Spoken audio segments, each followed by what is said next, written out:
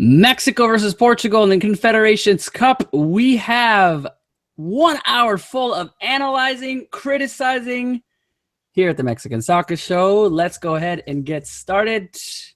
Give us some video. Here we go.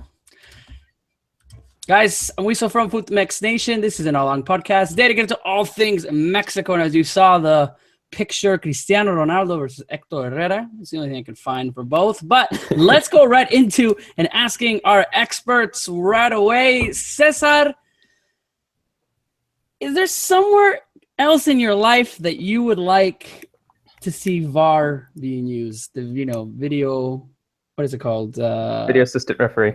Assistant referee. Just go ahead. Hey everyone, Cesar here. The first thing that came to mind, but just because I don't want to get in trouble, I would say relationships, because it's come handy for a lot of relationships. I'm not going to say that though. That's something I thought about. Actually, would be more practical. Would be for cable companies.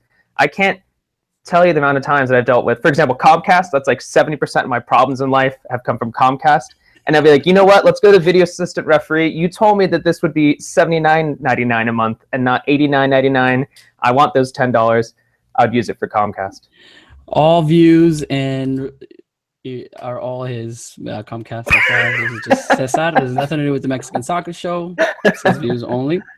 Naive, anywhere else in your life that you'd want to bar? I mean, it's interesting this whole deal that football is entering into the technology world. I mean, we see it in basketball, football, American football, tennis, for example, when the ball hits the line or it doesn't, you tend to see it in those. I mean, I think it's appropriate, for football to have it in the sense that there's certain plays that can determine an outcome. And now there's this possibility for justice, like, Juan Antonio Pizzi said yesterday, even though they got a goal taken off that was actually onside, not offside, he says at the end of the day, it's a possibility for justice.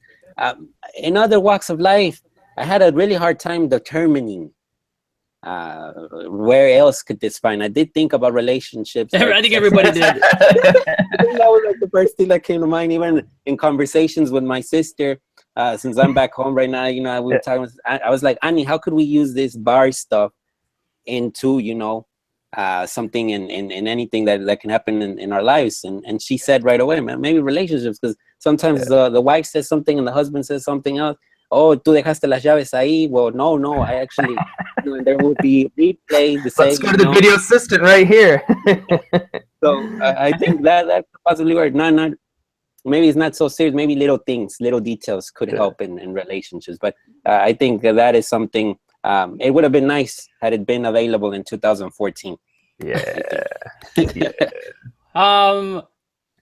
Same thing. Try to answer. It's got to be relationships, right? This one person said, "No, you said this. No, you didn't." All right, let's go to the VAR. I just lost it. He does the whole score thing. Or then I was thinking maybe, I don't know, traffic tickets, violations. I feel like whatever the cop says does, it goes. No matter, I thought I was going 55 and he's like, no, you're going 75. I'm like, let's go to the VAR. And he does that. Oh, okay, I was going to 75. I don't know. But yeah, the big talk is especially, the whole justice thing. And we'll talk a little bit about it more. But I mean, it's part of the game. Everyone always talked about being, the game being slowed down, right? Oh, well, you're going to take some time to go video, do the replay, and then they're going to come back and, it misses the flow of the game. It happens all the time. Every time we play anyone in Central America, they always waste time by a faked injury. So it's not like it's that big of a deal when you're wasting time. But if they're one hair offsides, it's offsides. And I like it because I feel like 2010 when Tevez was outside, the goals in 2014, both of Giovanni's goals. I feel like, has there been a time where we've really gotten away? Like, oh man, everyone knows if you're an Argentina fan in 2010, you're like, I don't know how we got away with that one, even though there's a video replay in the stadium, which was that 1-3. I'm not saying we would have won that game, but the momentum was huge. Yeah. So I think it's better if we see it, it's like football. You're looking at that and you're like, okay, yeah, that wasn't a touchdown. You're not going to go, oh, but if it was because of video replay would have won. So you guys are football fans. So I like it. But what did the chat say? Let's see. Roberto Millan said, when I talk to my girl, when I talk to a girl, slow motion of the striking out. So he wants to see when he's striking out. Our good old friend Amy Lopez, Cesar just lost his sponsorship with Comcast. So good to know I had one to begin with. Oh. And JP Santoyo said Trump needs it in everyday life. To the video. But we'll play. All right, guys. Well, let's go ahead and get started. As you know, Mexico versus Portugal played early morning for us here in the United States on Sunday, 8 a.m., which is not an early, I mean, I'm used to 6, 5 a.m. being the early matches, but kind of one of those. I had chilaquiles. It was great watching the game. I did not sleep because I thought I was going to miss it. Every 3 hours, I kept waking up. Oh, my gosh, it's only 2 a.m. Oh, my gosh, it's only 5 a.m. It's only 6:30. So finally the game came, and Mexico, we'll kind of analyze a little bit with you guys, but overall good, a 1 point that was deserved, I feel like, and not analyzing the game, not analyzing Mexico. This is a good result for Mexico, right? And we do that. So let's go to you, Naib. So let's talk about, what made Mexico successful against the European champions. And I know we don't want to put things together, but let's be honest. These guys won the Euro almost the same way that they played Mexico. They won the Euro. I didn't see a different Portugal out there. Yeah. So Naib, what was a successful Mexico? Why were they able to get 1 point? No, I think we have to applaud the possession. The possession game was straightforward. Mexico had more possession of the ball, and that gives the team more options to win. The offensive 11, I think when you think about facing a team that has someone like Cristiano Ronaldo, you think a little bit of being reserved perhaps, but it wasn't the case with Mexico. I think that 4-3-3 idea that we've seen repeated many times in the past weeks, in certain 11s for El Tri, was used against Portugal, and I think we're seeing the developments of it. It's still growing. I think Hector Herrera, central defensive midfielder, is still sort of having to battle it out and finding ways to understand it appropriately, how to move forward, how to move and play there with the central defenders. The whole idea of the fullbacks, and how that could positively affect or negatively affect the team, I think it's also another evolution. But I think Mexico had enough options to win it. The efficiency wasn't there. Yeah. I think Osorio highlighted that after the match, that perhaps if there was a certain thing to fix is efficiency. But as it has been the case with Mexican football, there's always that sense that the efficiency could be better. This is not a problem that has been just came up. It's a problem that has been going on with Mexican football for a while. But I think it's a good result to start this one. Because it gives you good leverage moving forward against New Zealand and Russia. 11 players, all European, started.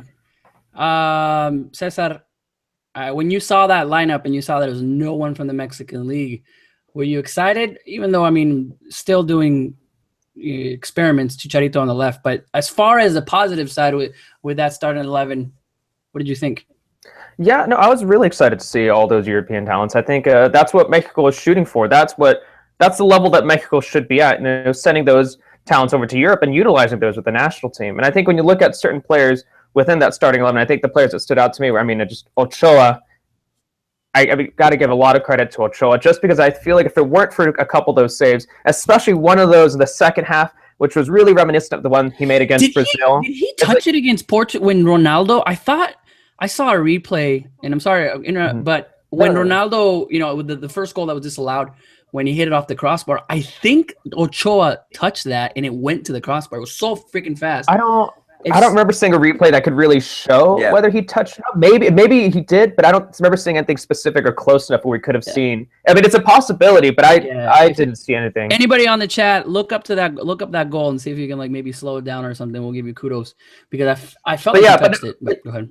Yeah, but just Ochoa, I think were it not for a couple of those saves, a few of those saves, I think Mexico could have potentially lost. I think Vela has continued to do very well. We all keep hearing about him maturing as a player, and he actually has shown it. He showed that in the World Cup qualifiers, and he showed that again. And I'm really crossing my fingers and hoping that he continues to play well. Just because after the absence of Tecatito, we need someone like a Vela to really step up as well. And then you gotta give credit to Jonathan Dos Santos, who I thought was Mexico's best player.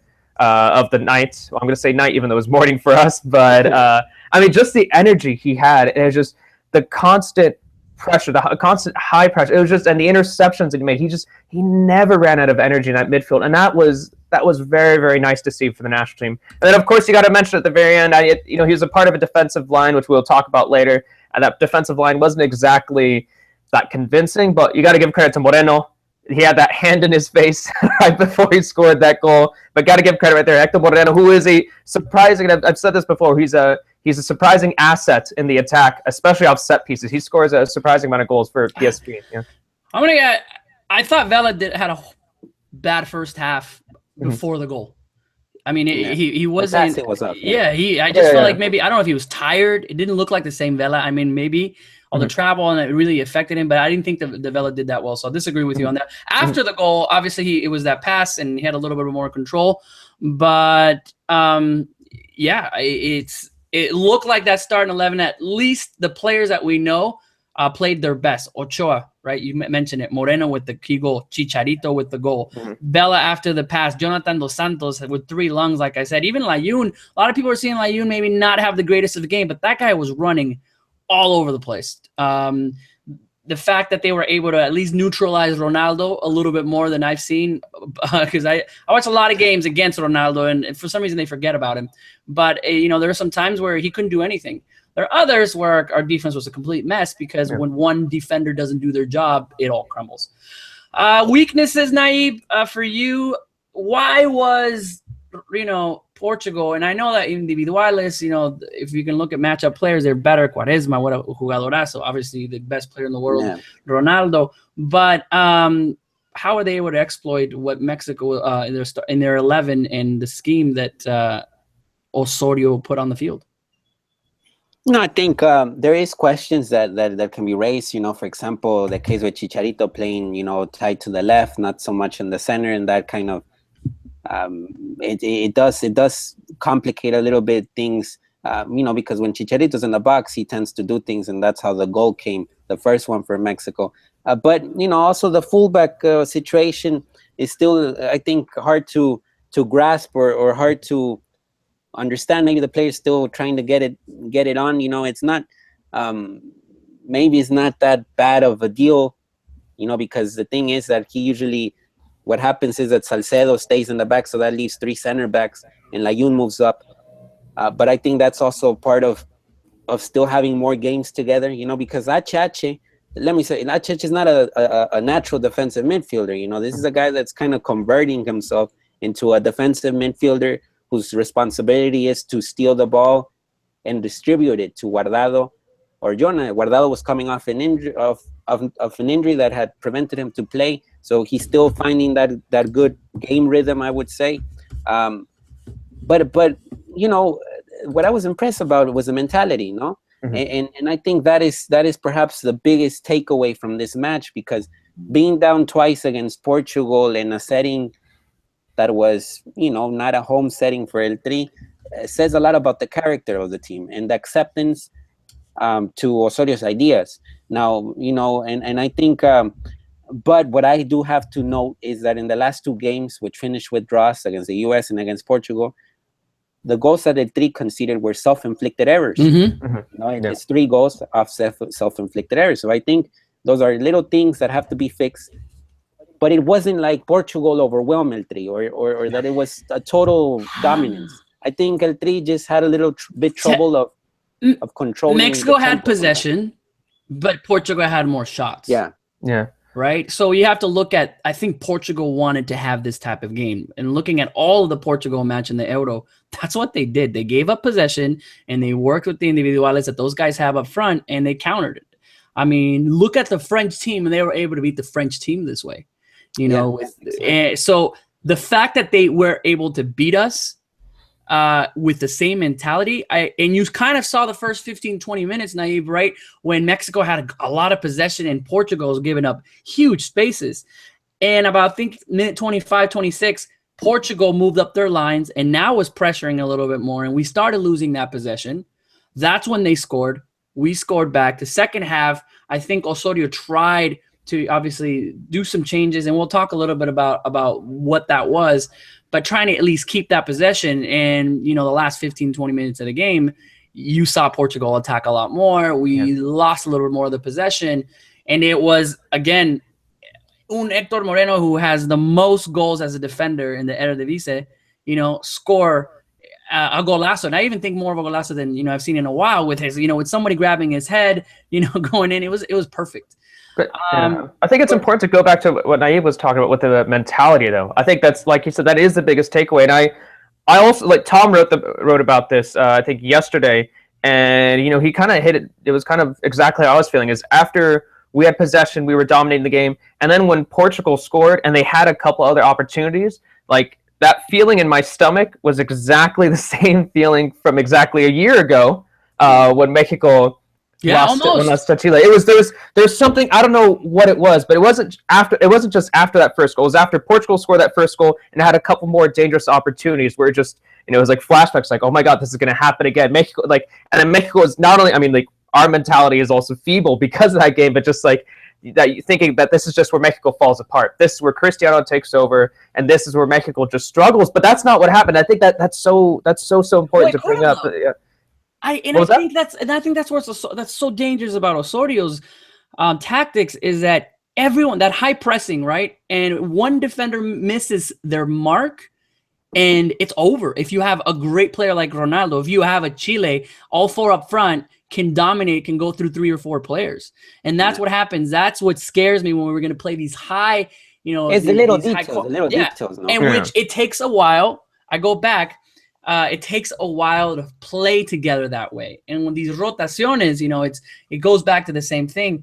How many of those players in that game on Sunday were not playing in their natural position? And Osorio keeps on doing it. The results are coming, right? But that's what was happening before Copa America. We kept saying, you know what? We're not going to argue against Profe Osorio because he's beating Uruguay. He's getting us in the second round. But wait till, we play against these elite teams that are going to exploit it. And yeah, Salcedo misses one mark, right? Boom, it's over. And you saw what happened. Or somebody doesn't, do something in defense, or Chicharito barely, misses a pass in the middle. He's going all the way back, and we get scored on. So our mistakes are going to cost us. I feel like we have great chemistry going forward. I think teams are going to look at us and go, watch out, but they could definitely see that defense being exploited. Yeah, and also we'll talk a little bit more about the substitutions, but when we see the substitutions that Portugal made by putting in Gelson Martins and Andrés Silva, who I think gave another outlook to the attack, and we compared to the substitutions that Osorio made with putting in Gio for Vela and then Oribe for Raúl, it did cut a little bit down El Tri's intensity in the attack. While for Portugal, I think their intensity actually increased with their substitutions. So those are singular details. And also point, with Prof. Osorio, the substitutions was something that was actually working out. Yeah. With him, he would always nail down the substitutions. And I would have to agree that to a certain extent, yesterday the substitutions were not on point. They were rather risky. What did he try to do? Let's just go. Let's get critical with the substitutions. I mean, and before we get into the critical, are you back in the Osorio makes me nervous train? I think Osorio will always make me nervous. I think it's okay to agree that I'm a fan of his. The more I learn about the guy, the more I read about him, the more I seem to kind of understand where he's going with this process. And it seemed, and it makes sense to me.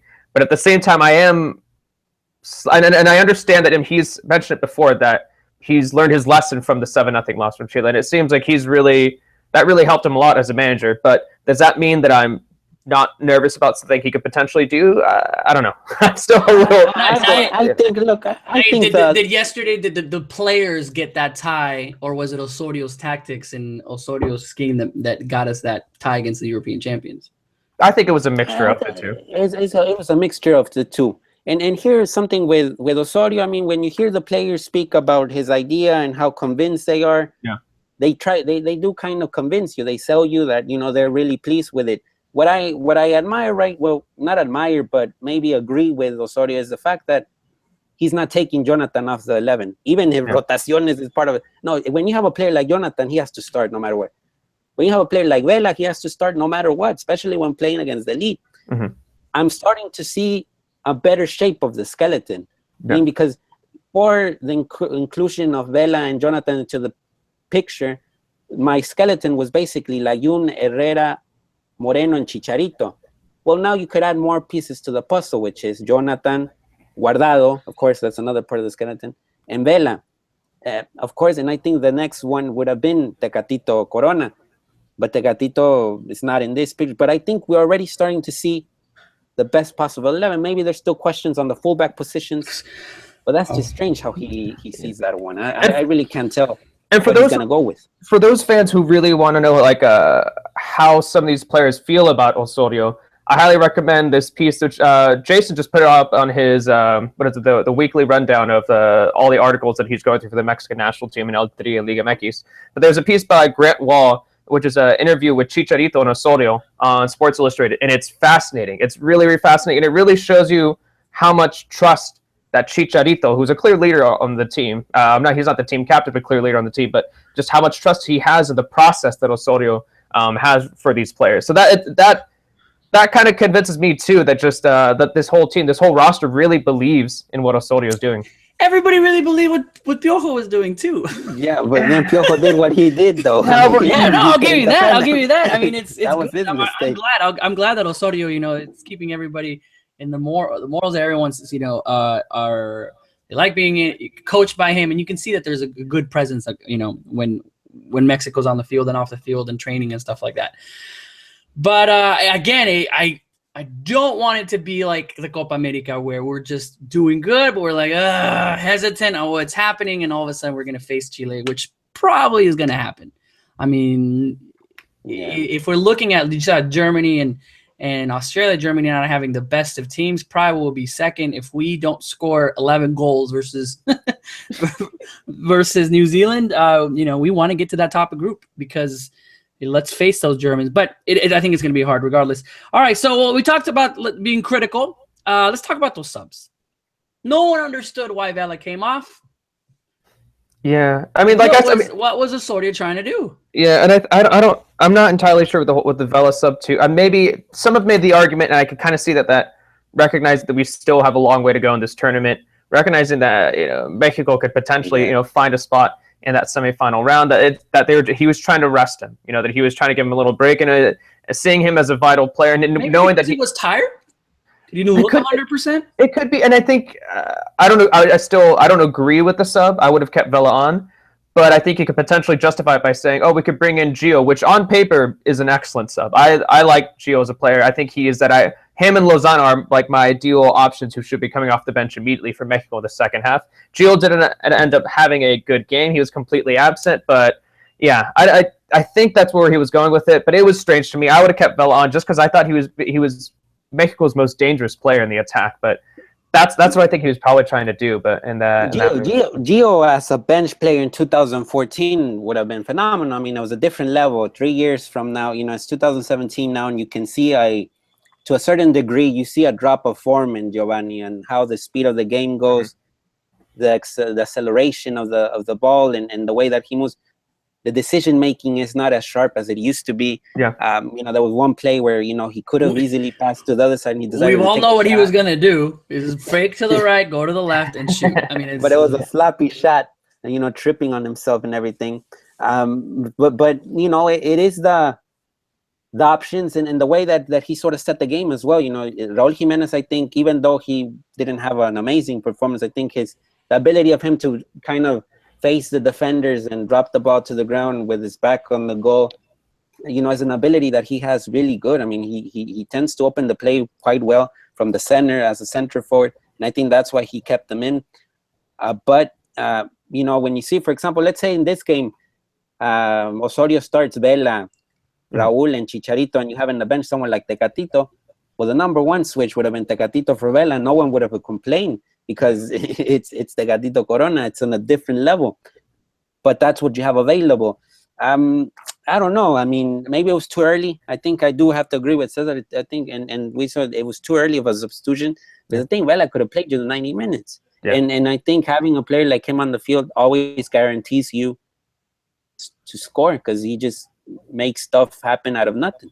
Real surprising that usually we're Osorio shutting us up with his subs, right? Yeah. He starts horrible, and all of a sudden he makes a couple subs, and it's all right. The last 2 games, the Alani sub early. Now we're at question Vela. So how is he preparing for this game, and is he getting it wrong? And in fact that we've gotten at least results. I would say that the United States was more of a failure, even though we did get that 1 point, but we need to win those games. And then against Portugal. So there's good and bad. I mean, we're not going to be spazzing out because we tied the European champions, because we see what's coming. And we've been there before when we see that. So let's criticize a little bit more. Let's go into the players. Anyone that just we talked a little bit about Gio, a little lost. Could be, his confidence level. From what I read and from what I see, LA Galaxy is coming out of great form from LA Galaxy. So I'm a little bit confused as to why, or maybe just, did he have a bad game, and we'll see where that goes. But Gio's actually an interesting case, because even when he was in Villarreal towards the end of his tenure over there in Spain, he would always say that he felt like a second striker, kind of playing behind the 9. And he didn't really field anymore as a number 10. Yeah. And we still sort of think of Giovanni as a number 10. Giovanni's not going to go back and defend, though. That's what Osorio's 3-4, especially if you're subbing him in for Vela. You see him coming back, pick up the ball. Giovanni's never going to do that. Yeah. And even now, because he doesn't have the pace that he used to. And it's kind of strange, because he's not even 30 years old, and we're already talking about him not having the pace that he used to. It just comes down that there's no place for Giovanni in the way that Giovanni wants to be played in El Tri, and I haven't seen that. 2014, I'd say one of the best players that we had, but look at where Piojo put him. It revolved almost around Giovanni, right? The offense. This is more of Giovanni. You're going to play a part. You're going to come back, and the lateral is going to go around, and you're going to have to find a way to get in or out and bring the ball back forward to to Jimenez or to Chicharito, if it depends on what side. That's not Giovanni. I think he's going to struggle. I think the harsh truth for Gio too is that even though it was just one poor performance off, just the second half wasn't even like he started the game. I mean, Osorio has plenty of attacking options in that roster. He could have easily brought in Fabian and you made him as that number 10. On that wing, he could have easily used Jurgen Damm. You really don't have a number 10 in this Osorio, a true number 10 that can really direct. I think Fabian could do that, and I think Fabian has done that to an extent with Eintracht. So I think I'm not saying that they can't. I'm just saying that I don't think there is a number 10 in this. In what Osorio is doing with the 4-3-3, someone that can direct the balls, because all they're doing is coming out pressure and finding a way to get to the wing. Yeah. I guess my bigger point, though, is regardless of whether we have a true number 10 or not, it's just that wherever Gio can play, there's always a player who is at his level or better that could easily be substituted in instead of him. Yeah. What a difference. Yeah. What a difference it makes. Anyone else to criticize? Salcedo, I felt that was a huge mistake. Yeah. I mean, not one of his best games that I've seen. And I'm still not convinced Salcedo. Naive and we've been looking at this since 2015. This guy, Titan, I don't know what is it. I just don't feel. I don't see. I'm not convinced of Salcedo, man. It's center back, but he's a center back, a natural center back. Yeah. And I think he's having difficulties as a fullback because it's not his natural position. Mm-hmm. And even though he played in that position in Fiorentina many times, when he was giving playing time, he struggles. I mean, he's going to give you results as a defender, but not much as an attacker. Yesterday, actually, he failed as a defender with the mistakes. But he also had a busy week. He made the trip to Frankfurt to sign his contract. And this puts another debate onto the table with Osorio, giving this freedom, which I do understand, of letting the players go sign their contracts with the club when there's a concentration and they might play. In one way, you can see it from the human aspect. The fact that they can sign the contract and feel sure that they already have a team where they're going to play at next season, it's great. But then it does take away time from training sessions. And Salcedo basically started training, I want to say 48 hours before this match, or even less. That just tells you how crappy we don't have a left back or right back. Or right back. Yeah. Well, the thing is, we do have right back options. We do have if you look at Liga MX, there's some decent options right there, but it's just those aren't the kind of players that Osorio likes, for better or worse. in this roster. I mean, I think one name that everyone keeps saying, Chapo Sanchez. It would have been interesting to see. I'm not saying he should be starting on the first team for the national team, but I mean, I would say that like maybe as a backup option, maybe even at least in the Gold Cup. The list goes pretty long. I mean, you can have Navarro who could be right back there. Those Lopez, these guys who, like I said, they're not exactly our ideal starters for the national team, but could at least be giving you an option off the bench if you need. And I think one thing really quickly, River, about Salcedo is that I think we sometimes forget that he's still a developing player. Like in my mind, he's like a 26-year-old player, but he's still just 23. And I think a 23-year-old guy who recently went to Italy, like Naive said, they're playing him at right back, even though he's more of a natural center back. I think, yesterday wasn't his best performance. I think it was a pretty bad one, but I mean, he's still a developing player. I miss left back Salcedo in 2005. If you remember his amazing run. I can't believe I would ever said that. All right. What else, guys? As far as when we talked about the subs, we talked about some of the players. The finishing. I mean, there wasn't a lot of chances. I mean, the minute Chicharito stepped into where he's normally at, he scored. Right. Yeah. And that's I really hope Osorio can see that. But I do have to give credit. We always said Chicharito can't run with the ball. He can't pass. The guy, I think, megged two Portugal players and he's able to dribble with the ball. Yeah, he made a mistake against it, but we kind of underestimate the fact that the guy can run and the guy can pass, and he's looking a lot better. I don't know, in my sense, the fact that he's right here on forward. the chat we have MJP saying Salcedo made one mistake and people want him off el tri. With that logic, Diego Reyes should be hung. Yeah, I said Diego Reyes shouldn't be there. But Diego Reyes did well yesterday. I think Diego Reyes, with that error against Croatia, he's been all right. And he's played as center back. Yeah, he's not played as right back. He's played in his natural position, which is center back, and he's did all right. With Salcedo, we're not being drastically. I mean, I just haven't seen a great performance from Salcedo. Mm-hmm. And I just haven't. I don't remember the last time when we were like, dang, that guy did amazing today. Araujo has done better. In real, this is where we have to sort of try to get in Profesorio's mind and see how does he interpret the fullback position, because it doesn't look like he's interpreting it as two, players of the caliber of Marcelo and Carvajal, who are always up and down and up and down. No. I think he's more of looking them as markers. Because this is a guy that started 4 center backs against the U.S. Who does that? I mean, that I think is the first time that we've ever seen a coach, a Mexican coach against the U.S. at Estadio Azteca play 4 center back, because he sees them as 4 markers that are not going to move from the defense. They're going to be there and defend. The rest is going to attack. But it's a different way of seeing the game. I mean, something's going to work out nicely, and other times it might look a bit shaky, like it was yesterday with Salcedo making that error against Ronaldo, which you just can't do that. Yeah, and I do wonder if that means we might, maybe just because that one bad game for Salcedo, but there's some decent options off the bench. Maybe Araujo's going to get a start. Maybe Rafa's going to make a win there. Maybe he's going to move Layun over to right back, put Luis Reyes at left back. So he's got those. I think that's the one. Yeah, that's one that I think we might see, Cesar. The one that you just mentioned, Layun as right back and Reyes as left back. The fact that we don't have a starting 11, man, it just worries me. What other country, elite country, can you be this, out of in the dark with their starting 11? Maybe 1-2 players because of injuries or cards, but we're talking about a completely different defense. And if he starts another goalkeeper in the next match, I swear, that's it. That wouldn't surprise me. Ochoa had an amazing game. He showed why he's the best keeper Mexico has right now, with his great reflexes, stopping, an amazing. And on the chat, it looks like a lot of people are saying that Ronaldo that Ochoa did touch Ronaldo, and then you have that amazing save. So it's not about the rotaciones.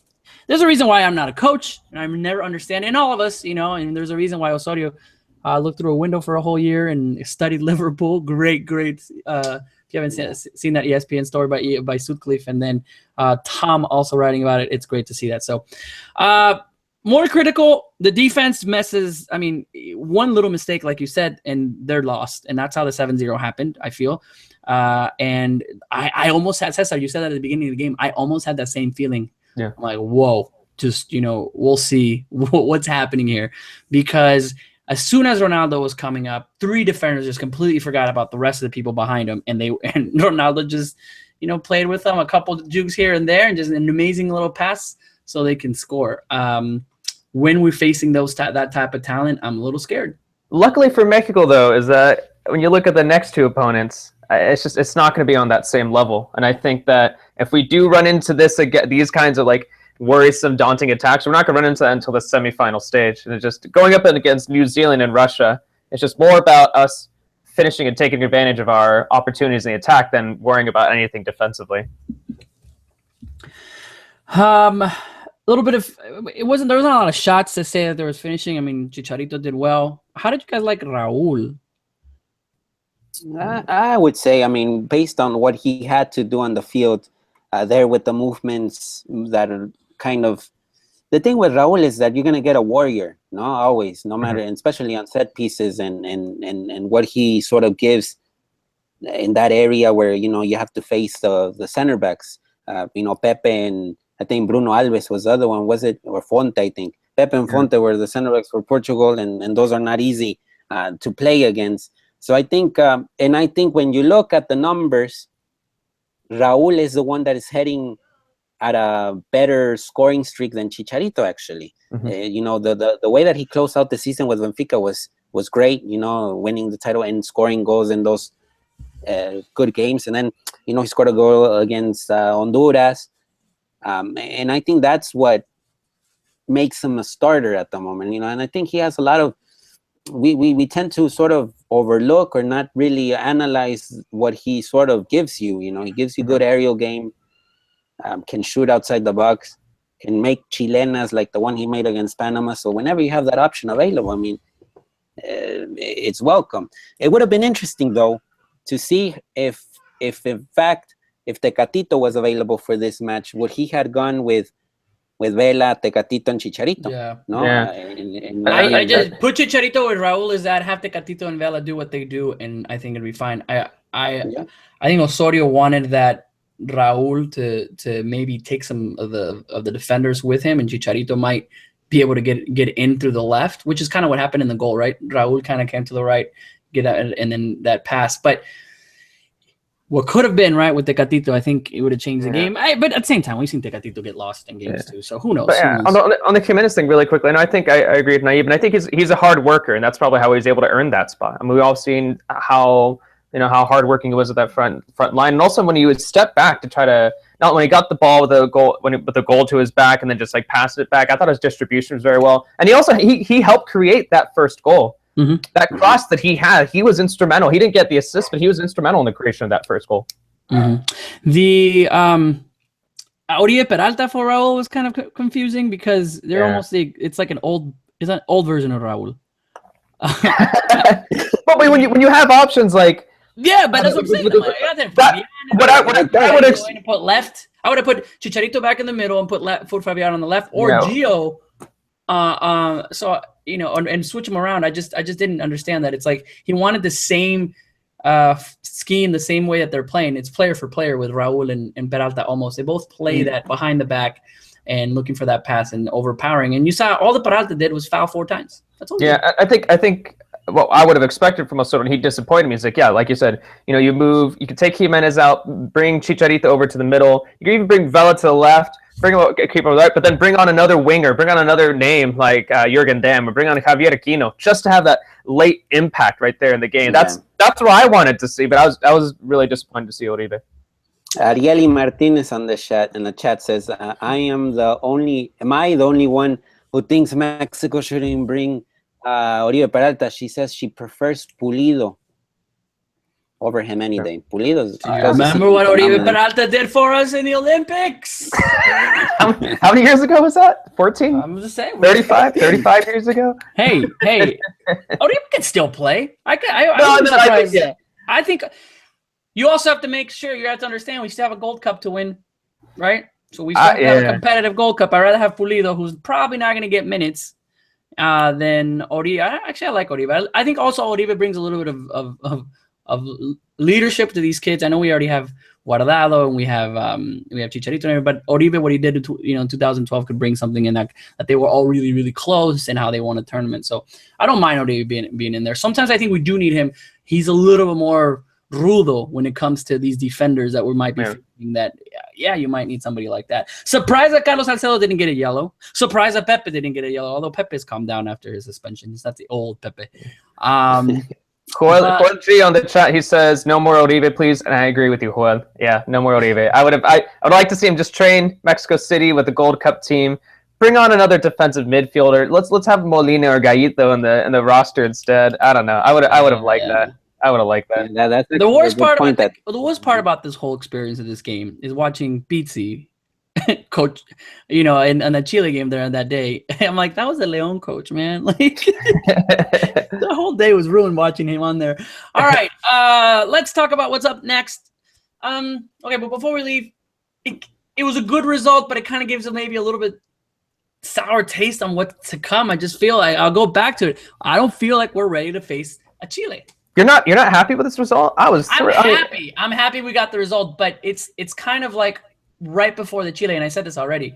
We're getting these great results. We're winning in Honduras. We're winning, it's happening, but it doesn't leave you happy. We're ready. Which I guess the difference between that is that we always felt that we were really good, and then we never get the results. But if you would have told me the day before the tournament started that Mexico was going to get a 2-2 result, I would have taken that any day. Be like, yes, please, 2-2. Because my perspective was that let's just not lose badly. 1-0 loss. Okay. I'll give you that. But when can we expect this Mexico to make the jump? We got Osorio. We didn't get him to get us to the.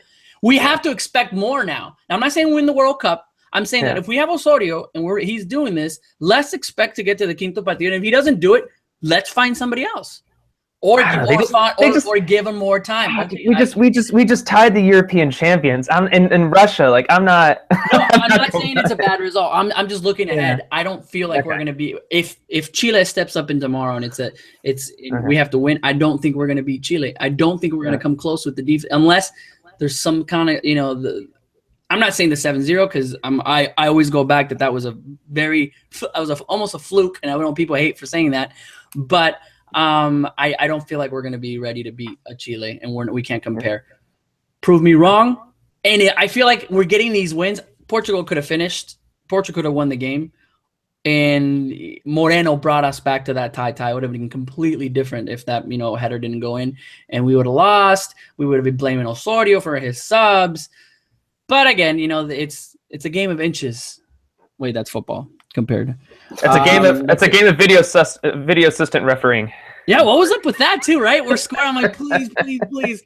I see when Portugal scores, I'm like, yep, there it goes. And then all of a sudden, I'm like, oh, wait a second, the VAR. Especially after that second goal they scored too. It's like, is it going to step up again? Yes. What were they even marking? Right? I was like, wait, I don't know. No. I'm like, that's all? He's not offside. Why would they? Are going to review every scoring play? And then I was watching with one of my friends, and he's like, oh, when Portugal score, if Ronaldo doesn't score, they're going to review it every single time. So. All right, let's talk about what's to come in Confederations Cup. New Zealand. If you watch the game, did you watch the game on Saturday? Very weak, and at the same time, Russia very weak. I saw both of those teams kind of meh. Not the best Russian team, even though they're playing at home. But Mexico plays against New Zealand, a team that obviously, if you remember from the repechaje, I think we scored like 10 goals against them. In both sides. This is a time to ramp up the goals. I mean, if it's 5-0 in the half, keep going.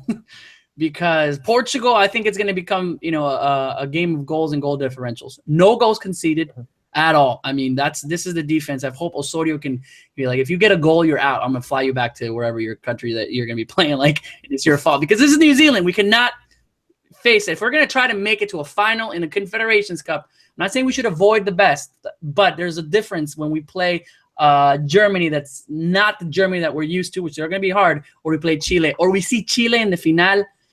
That's what I would like to see. But here comes New Zealand. What do you expect, Naive? rest players. I don't know. I feel like let's go with everything. I think you gotta build on the consistency. Mm-hmm. You know, it's important to sort of have already a clear idea of who's gonna play where, especially in the crucial games, the semifinal. I think even the Russia game will be an important one. You know, it could be a must-win there against Russia, because you never know what could happen in that Portugal-Russia game. You know, of course, I'm not insinuating that Russia is going to get a win, but if Mexico could tie Portugal, why not Russia tie Portugal? Considering that their home team, the fans will probably push. Football, like you said, it's a game of details. And every game is different, you know. And when Mexico's put in this scenario where Mexico has to go over the opponent and just demolish it, it tends to be complicated. Let's not forget that in the U23 in the Olympics against Fiji went up against Mexico 1-0, and then they had trouble scoring the goals, and then all of a sudden Eddie Gutierrez scored 4 goals and Mexico won 5-1. But it was difficult to get to that 5-1. But here I do see that the principal thing that has to be worked on is a consistency. Mm-hmm. And see if, for example, someone like Rafa Marquez is available. I don't know if Rafa Marquez is the coach already or if he's actually a player of the roster. So what is his deal? Why did he make the trip to Russia? And I don't think it's 100%. But still, why you take him? That's 23 players, and you take him, and you're not gonna play him. Yeah. I mean, that doesn't make sense, no? Yeah. We were just talking now that he doesn't have a natural right back. I think he's gonna play. I think he'll play. I think he saw that and he's like, okay. I think we might see him against New Zealand to see how he is and feel that. I think his leadership is what Osorio is looking for. One of the reasons. I mean, I even said it. The team looked lost against Chile. Someone to go, all right, what the heck's going on? Let's bring back in. I think Rafa does that. Rafa communicates with the team all over the place. I've seen it live, close to the game, that you don't see on TV. When maybe the camera's on one side, Rafa's moving his arms and talking. While maybe it's about a goal kick, he's telling somebody to go here. He's telling somebody to go here. He understands where Osorio's coming from. We can't rely on Rafa into the World Cup, but I feel that that's what's going to happen. Yeah, and I think like you said, Wisa, with the racking up the goals, that's going to be important, because I think now that Portugal and Mexico are level, I think it's all going to be about who wins the most. I think Mexico is expected to beat not only New Zealand but also Russia, despite the fact that Russia is a home team. I think Mexico on paper is a better side. So it's just be who can get the most goals, honestly. And I think that against New Zealand, they're going to have to try to rack up as many as possible. I think it's important, like Naive said, we're just going to have to maintain that consistency with the roster. What was the score? Russia-New Zealand?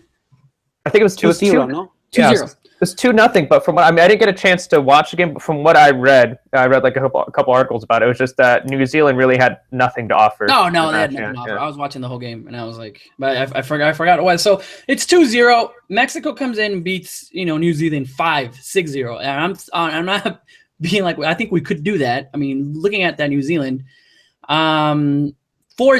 5-0, and you're seeing that Mexico now has 4 points. Portugal hopefully beat Russia, which could be a complicated game, not by a lot of goals, hopefully more than 2 goals, so you can see, and you're going to start seeing right level 4, 1 point, 3 points, and then 0 points for New Zealand.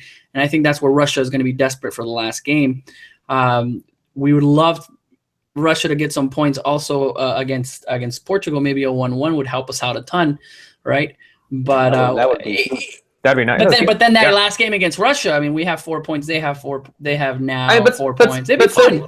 But say they lose, even if they lose to Portugal, they could still get a win against us. I mean, they're still at that 3 points already from the first game, though. So that last match, like regardless of what happens, is going to be very, very important. It's going to be an important game, definitely. So, I forgot to ask you guys this, and we'll kind of talk about it right now. But Chucky Lozano, I thought it was a perfect game for him to go in against Portugal. I really wanted finally Chucky to. I think he strives when there are open space, especially at the beginning of the game. I felt like Chucky would have run, endlessly throughout the line. But the big news at Chucky Lozano is that he is a PSV player, and we saw a couple rumors here and there with the Manchester Herrera coming up. Piojo, come on, Piojo. Oh my God, man. What was that? I'll say right now, I don't like the fact that these guys can just leave one day to go sign contracts and come back. I don't like it. I'm, old school. Stay in. You'll finish it. Why do you need to have it now? Apparently, I guess he's still left. Apparently, he hasn't signed just yet. He agreed to the contract, but he's supposed to sign after the tournament. So where do you go? Did he just go? He did the medical with the team. He's playing in a FIFA tournament. Like can you wait? I'm pretty sure FIFA knows this guy's good. He doesn't have any type of diseases, or he's ready to go. His heart's okay. He's about to play in a match.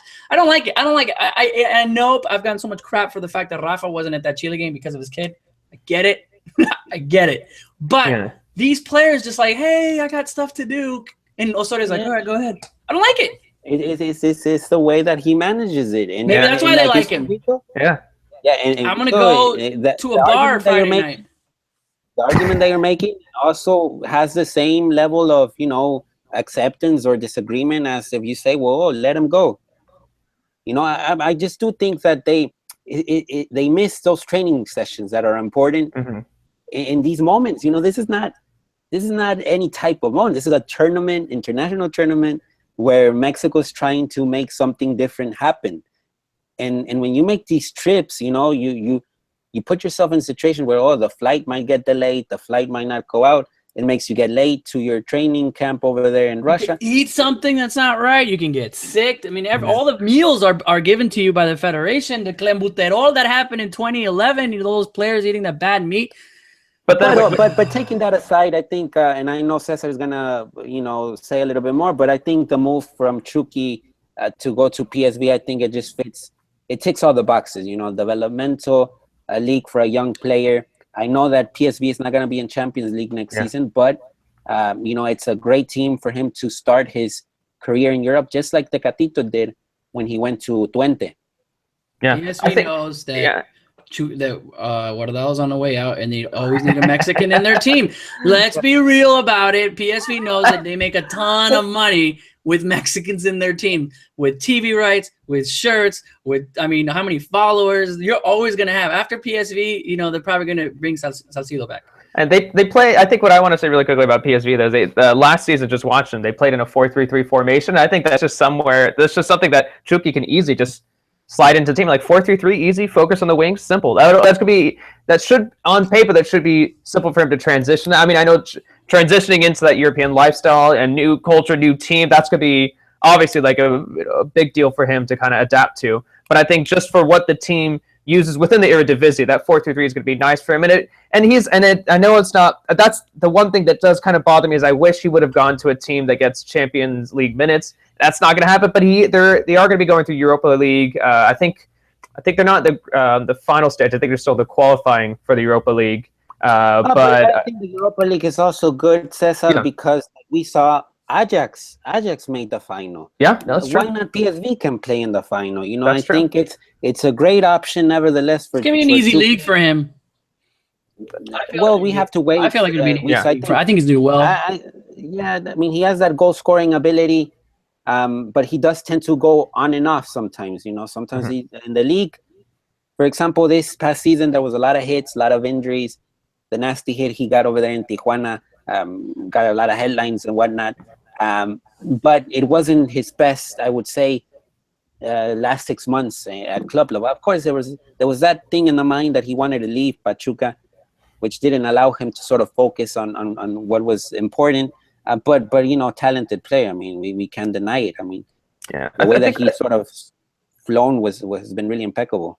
I think we could all agree though that like if he needed to make this move in order to really for him to make that next step in his career, to really develop and to also help the national team. Because like one thing that I was thinking about was like, so I had to write a piece about the 5 most important players for Mexico, key players for Mexico in the Confed Cup, and then I realized, and I guess that makes sense for a lot of sides, but all these guys that I kept thinking about, they were 27, 28, 29, 29, 28, 27. These are all guys in their late 20s, and we need that new generation. So we've talked about this before. Tom's talked about it too. We need that new generation of young players to make the move to Europe. So thank God that Lozano is finally doing that, because he is this next generation for the national team that are. I mean, they might not be starters, might be fringe players that we're going to need in the future. So I'm glad and I'm happy that Lozano made this move, and I think it was about time.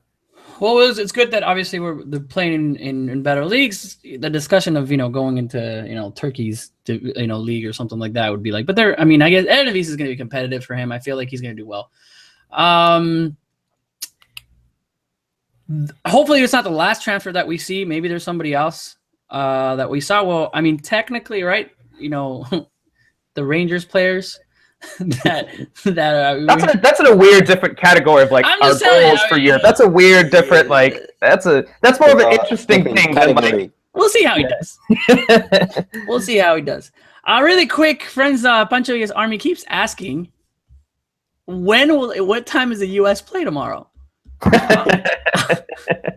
And I think he's just trolling, which is like, trying to be funny because the U.S. wasn't in the Confederations Cup. I get it. But then I'm like, is there like a women's game? I don't know how to answer you, Pancho Villa's Army. Are they talking about the Open Cup? I don't know. Yes, the U.S. does not play. And shout out to our friend Nate, who tried to troll the Mexican fans by saying the only reason why Mexico is there is because they, the Panama PK or whatever that didn't happen, which he totally failed at that. But I guess we should bring up Giovanni keeps saying USA plays at 10, so I don't know what they're talking about.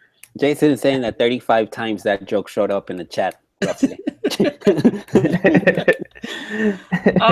Any other questions, guys? We have about 5 more minutes. We talked about pretty much everything we need to talk about. So if you have any questions you want to pop up, Confederations Cup overall. Let's just really quick while we get some questions on the chat. Did you get the chance to watch Chile, Cameroon trying to stop Chile, and then obviously the video assistant referee with that barely, I think. I think what struck from these other teams that we watched, that we have observed in this tournament, is that the maturity that Chile has is noticeable. This is a team that has been building its bulk or its skeleton since 5-6 years already, and you can tell that when you watch them play. I mean, they can play without even looking at each other.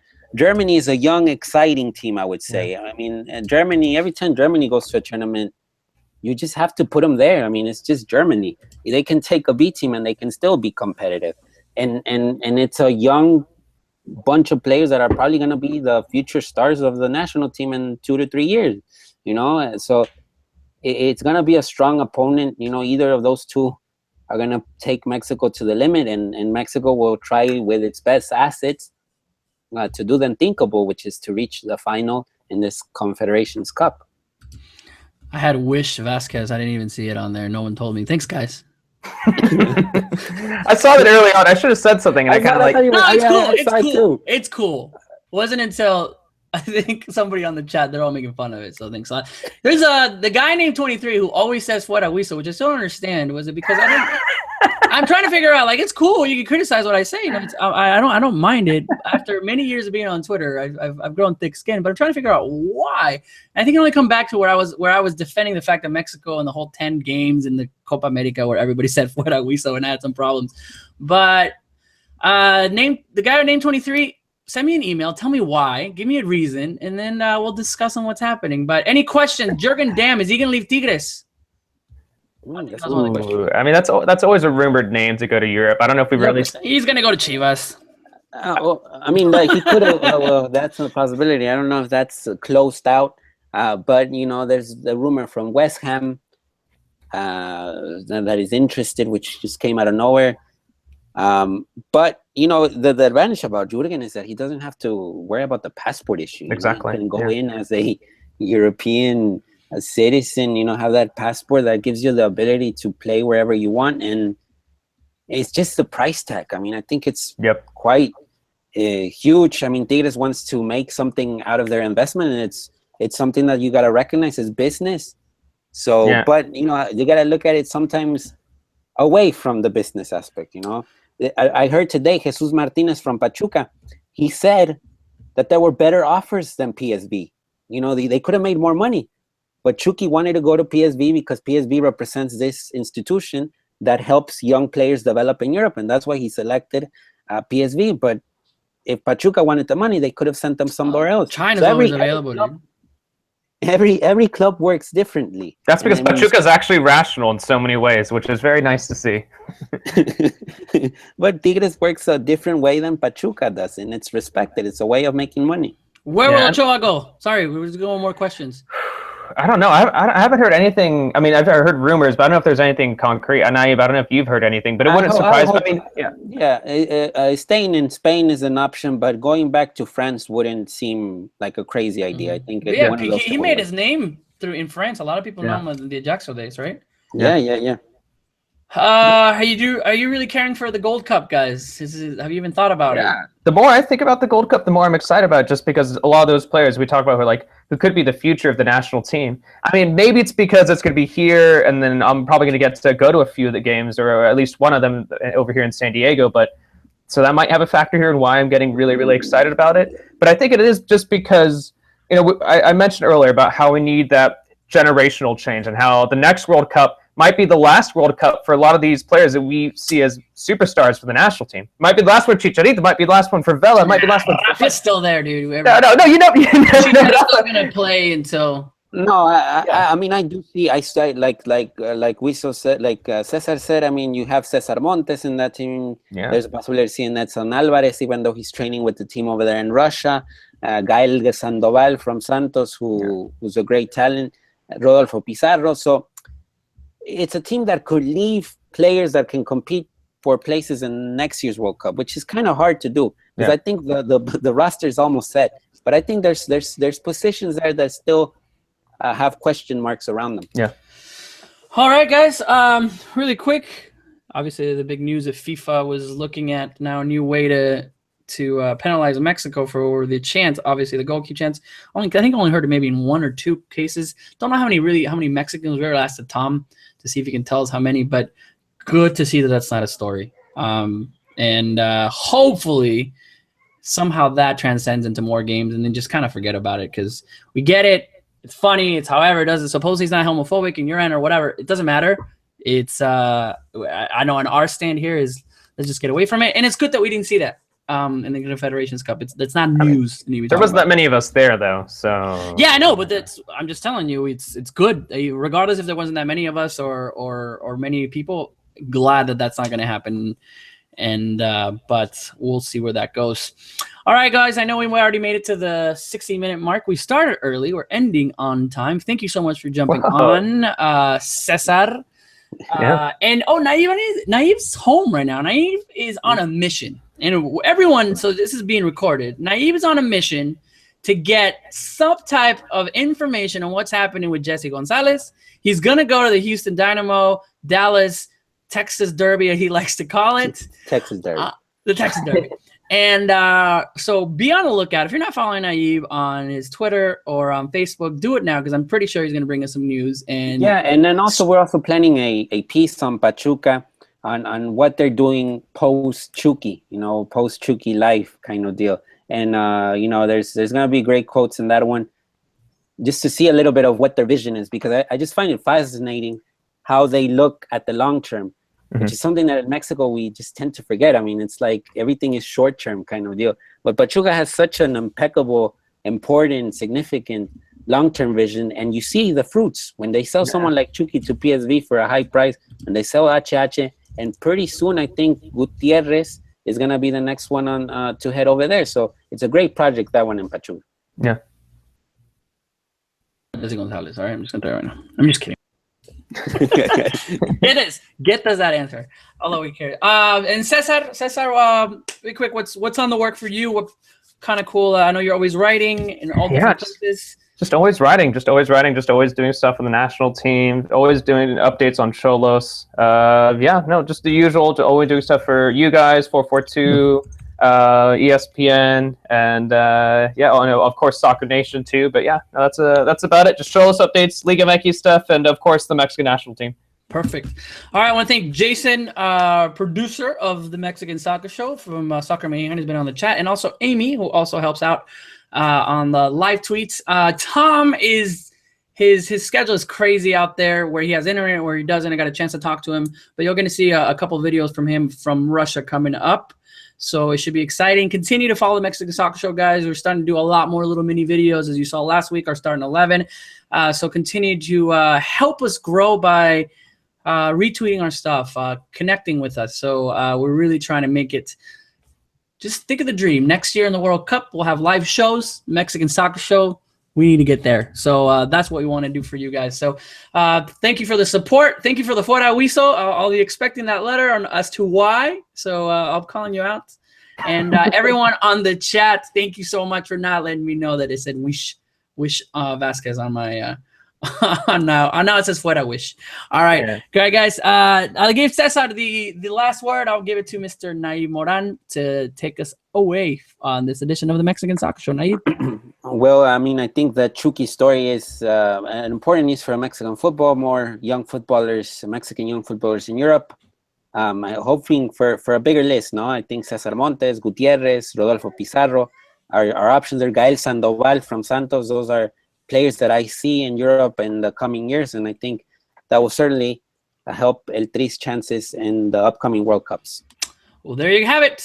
Join us on another edition of the Mexican Soccer Show next Monday, 7 p.m. and side Mexican Soccer Show that we'll have there. Hopefully get Tom involved. Guys, nos vemos hasta la próxima and have a great week.